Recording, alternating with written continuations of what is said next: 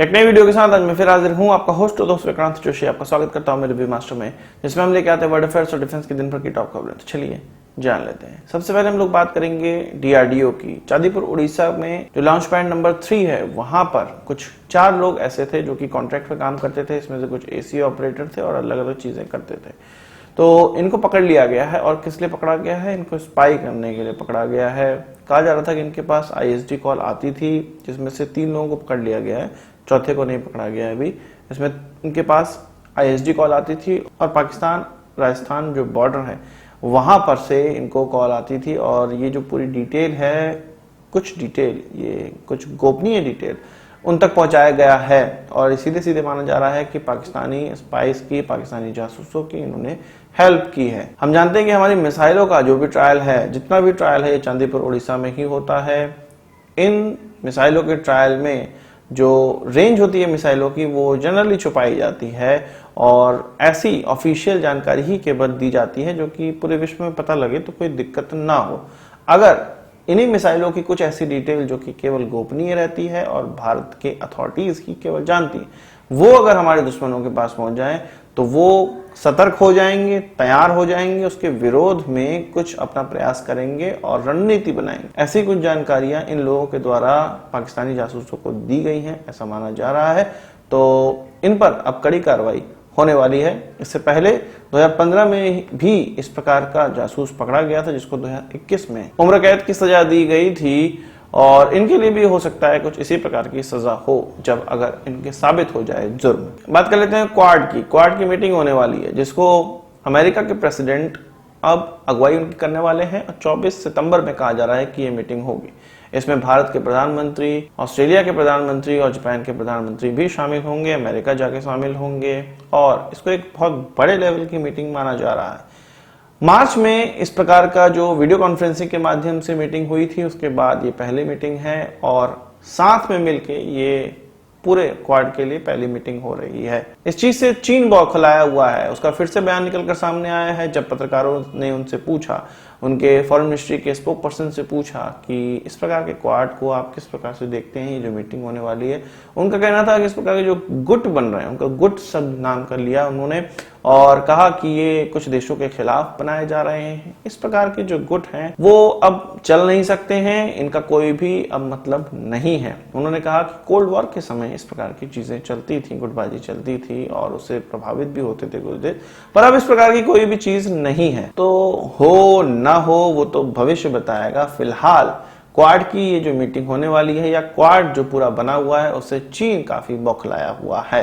बात कर लेते हैं अडोर इंजन की, जो कि रोल्स रॉयस के द्वारा बनाया गया है। टर्बो मेका के साथ मिलकर जॉइंट वेंचर करके बनाया गया था। इसका इस्तेमाल कई एयरक्राफ्टों में होता है, भारत में भी, जैगुआर में भी इनका इस्तेमाल होता है। और अब एचएएल के साथ रोल्स रॉयस ने एक कॉन्ट्रैक्ट पे साइन किया है, एक मसौदा साइन हुआ है, जिसमें कि अब एचएएल के द्वारा जो इसके स्पेयर पार्ट बनाए जाएंगे वो ग्लोबल सप्लाई चेन में आएंगे। अभी जो एचएएल है, कुछ अगर स्पेयर पार्ट बनाता भी था तो वो भारत के लिए ही बनाता था, पर अब ये विश्व के लिए बनाएगा। अभी इसका जो वेरिएंट चल रहा है वो MK106 चल रहा है। इसको BEA के हॉक एयरक्राफ्ट में भी इस्तेमाल किया जाता है, T-45 में भी इसका इस्तेमाल किया जाता है, मित्सुबिशी के F1 में इसका इस्तेमाल किया जाता है, गोशहॉक में भी इसका इस्तेमाल किया जाता है। वहीं बात कर लेते हैं अमेरिका के सेक्रेटरी ऑफ स्टेट की, एंटोनी ब्लिंकन की। उनका कहना है कि जो अफगानिस्तान में तालिबान की जो विजय हुई है, या जो तालिबान के द्वारा ये सब चीजें की गई हैं, उसमें पाकिस्तान का हाथ साफ साफ नजर आ रहा है। उनसे जब ये पूछा गया कि पाकिस्तान का हाथ वो इस पूरे के पूरे जो तालिबान वाला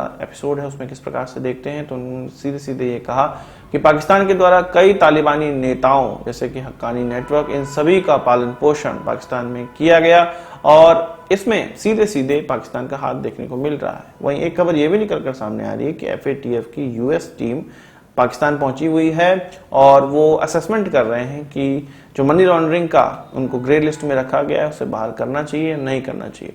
अब देखिए, 2 चीजें होंगी। अगर ये सारी चीजें अमेरिका के द्वारा फैलाई गई होंगी, पाकिस्तान जो कर रहा है अफगानिस्तान में, वो अगर उसमें रजामंदी अमेरिका की होगी तो FATF में ग्रे लिस्ट में ही पाकिस्तान रहेगा और उसको कोई भी नुकसान नहीं होगा। अगर अमेरिका की रजामंदी नहीं है इन सब चीजों में, तो पाकिस्तान को ब्लैक लिस्ट किया जा सकता है। तो सीधे सीधे हमें पता चल जाएगा कि ये गेम पूरा क्या है। एक बार FATF की जो नई मीटिंग है और उसमें जो पाकिस्तान की रेटिंग है वो क्या निकल कर सामने आती है, इसके बाद सीधे सीधे पता चल जाएगा कि अमेरिका का पाकिस्तान पर हाथ है या नहीं। वही बात कर लेते हैं 72,000 असॉल्ट राइफल की, 6 वाली असॉल्ट राइफल की, जो कि अमेरिका से हमें खरीदनी है। 72,000 से पहले खरीदी जा चुकी है, 2019 में खरीदा गया था, 2020 तक ये हमें मिल गई थी। पर पिछले ही साल फिर से 72,000 राइफल्स का ऑर्डर दिया गया था इसी कंपनी को, 6 को, पर उसका अभी तक प्राइस नेगोशिएशन नहीं हुआ है। पिछला जो प्रोजेक्ट था वो कुछ 700 करोड़ रुपए का था। इस बार वाले प्रोजेक्ट का कोई भी नेगोशिएशन नहीं हुआ है। अगर नेगोशिएशन हो भी जाए, दाम का नेगोशिएशन हो भी जाए, तो भी 1 साल लगेंगे कॉन्ट्रैक्ट साइनिंग के बाद। अभी 4-5 महीनों का समय नेगोशिएशन में भी लग जाएगा। यानी कि जो नई राइफलें हैं, जो हम बड़े खुश हो रहे थे पिछले ही साल डिफेंस एक्विजिशन काउंसिल के द्वारा इसको जब अप्रूव किया गया था, हम खुश हो रहे थे कि कुछ 1.5 लाख राइफल हमारे पास नई अब पहुंच जाएंगी, हमारे लोगों को अच्छी राइफलें प्राप्त हो जाएंगी। वो अभी 1-1.5 साल तक आती हुई नहीं दिखाई दे रही है। साथ ही साथ हमने ये भी सुना है कि AK-203 का भी एक इमरजेंसी प्रोक्योरमेंट साइन हुआ है, जिसमें कि कुछ 70,000 राइफलों का ऑर्डर दिया गया है। तो उसका जो स्टेटस है वो जल्द ही 2-3 महीनों में ही हमें प्राप्त हो जाएंगी। तो हो सकता है कि इन राइफलों का ऑर्डर इसीलिए इतना जल्दी में दिया हो, इमरजेंसी प्रोक्योरमेंट में दिया गया हो कि 6 वाली राइफलें अभी मिल नहीं पा रही हैं, तो ये राइफलें हमें आसानी से मिल जाए।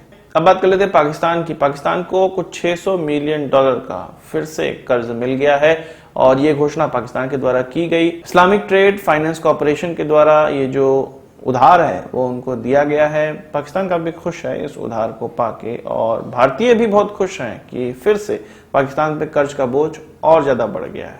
इसी तरह तो उनकी इकोनॉमी टूटेगी और हम काफी खुश हैं।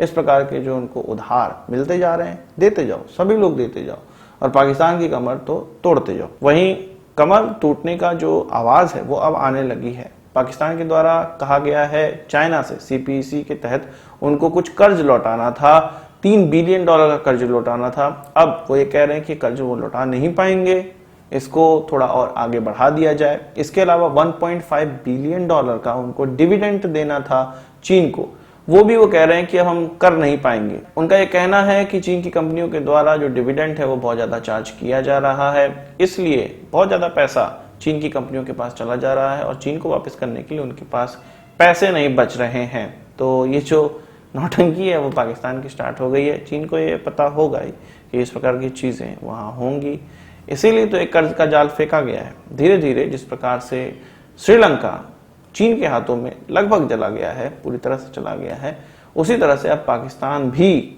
अच्छी तरह से चीन के हाथों में चला जाएगा। तो आज की इस वीडियो के लिए बस इतना ही। आशा करता हूँ वीडियो पसंद आया होगा, आपको एक बड़ा thumbs up जरूर देंगे। इस वीडियो से किस वाले सुझाव हो कमेंट बॉक्स में जरूर लाइएगा और यदि आपने हमारा चैनल सब्सक्राइब नहीं किया उसे भी कर लीजिए, क्योंकि हम इस प्रकार की वीडियो लाते रहते हैं। नमस्कार, थैंक यू, जय हिंद।